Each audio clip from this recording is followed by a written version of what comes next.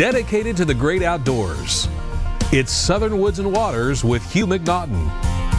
Southern Woods and Waters is brought to you by Gander Mountain, Greenform Construction, the Burns Insurance Group, Cunningham Buick GMC, Nashville Marine, America's Motorsports, and now here's Hugh.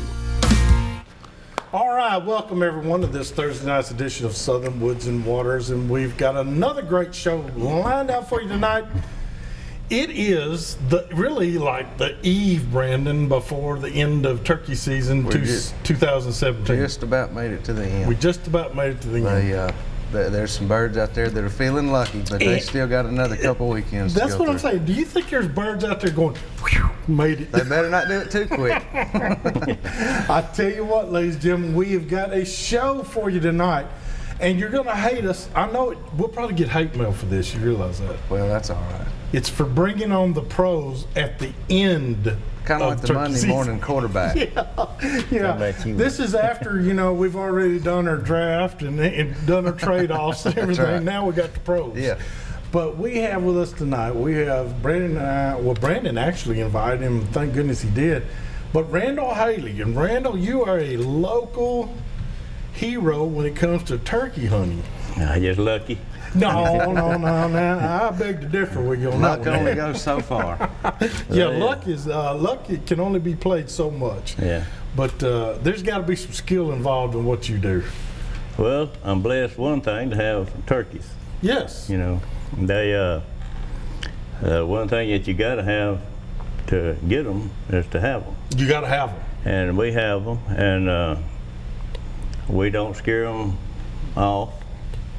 We go in the morning, if they gobbling, they're gobbling. If they're not, we don't hoot and croak on all that trying to get them to gobble.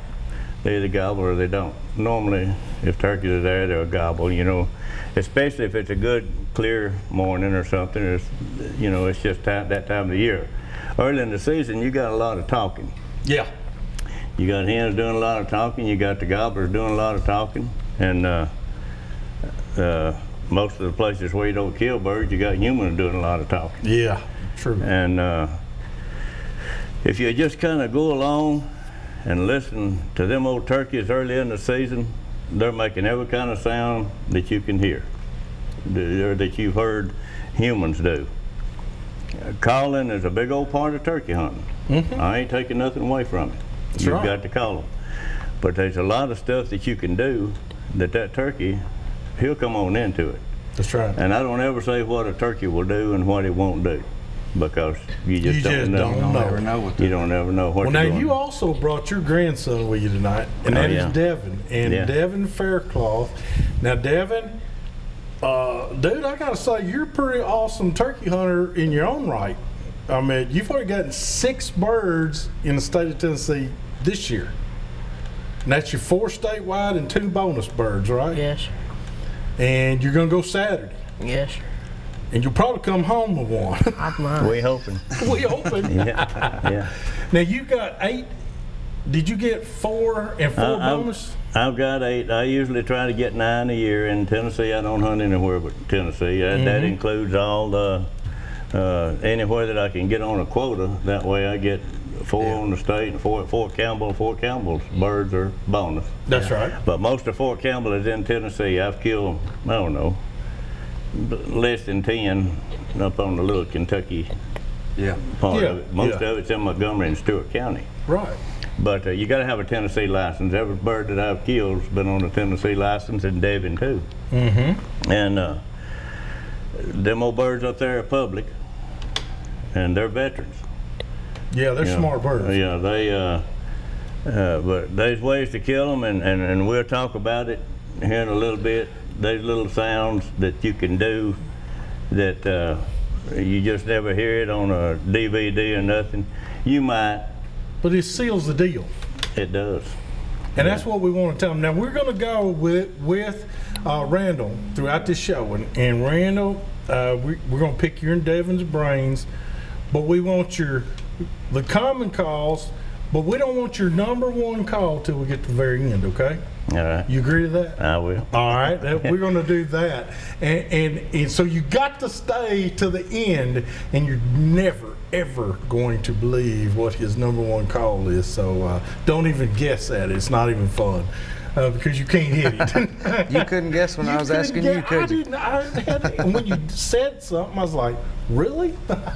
So, I mean, that's odd, but it's now that I thought about it, it's a great deal. It makes a lot of sense. It makes a lot of sense now when you think about it. As soon as I heard him talk about it, I guess it's been 3 or 4 years ago now, there's one in my vest and I hadn't left it since. Well, see, that's what we need to know. Yeah, I mean, it's... Now, and we don't have long. We got about 4 or 5 minutes left in this segment, but I want to ask you something else, Randall. Right now, you still got gobblers out there. Some are gobbling, but then you got some that they're not saying a word. That's right. They're mainly looking.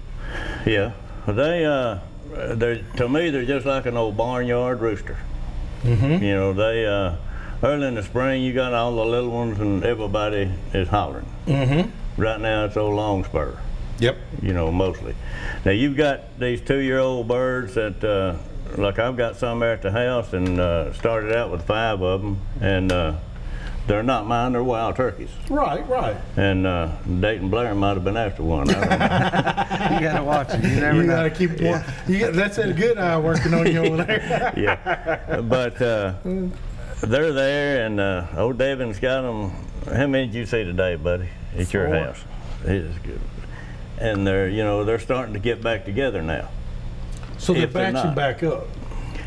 Some of them are. Yeah. Some of them are with hens. Yeah. And I got one there at the house that ain't gobbled in over a week, but he's got hens right there with him. He just pitch right down, and he just stays with them. He don't have to gobble.